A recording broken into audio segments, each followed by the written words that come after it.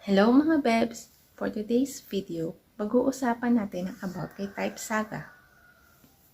Kung bago ka pa lang sa channel ko, please like and subscribe para updated ka sa mga future pa nating mga chikahan.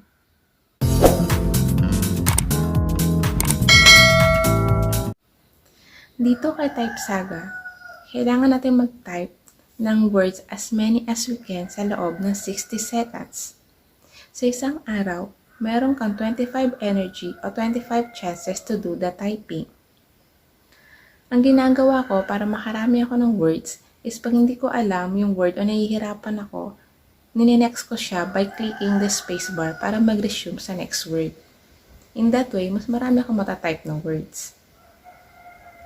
Para naman makapag-payout, kailangan mo makaipon ng 7,500 points para makapag-redeem ng 500 sa GCash. Meron na akong 7,500 na points, try na natin mag-redeem.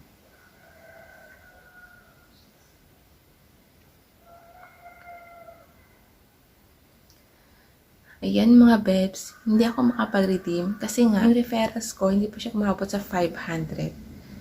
Kailangan pala ng 500 verified referrals para ma-redeem mo yung 500 sa GCash. Magiging verified lang ang isang referral mo pag umabot sila ng 2,500 na points. So, pag yung nirefer mo, hindi pa siya umaabot sa ganung points, invalid siya. Try na lang natin yung 25 GCash. Ayan mga Bebs, hindi pa rin ako nakapag-redeem kahit ng 25 lang. Kasi nga, sa isang araw, nililimit lang nila sa 350 na users ang pwede nilang mabigyan ng mga withdrawals. Mga 1 week ko na siyang tinatry na mag-redeem ng 25 kahit ng 25 lang. Pero negative mga Bebs. Lagi na lang na-reach na nila yung 350, try another day, ganun ang lumalabas.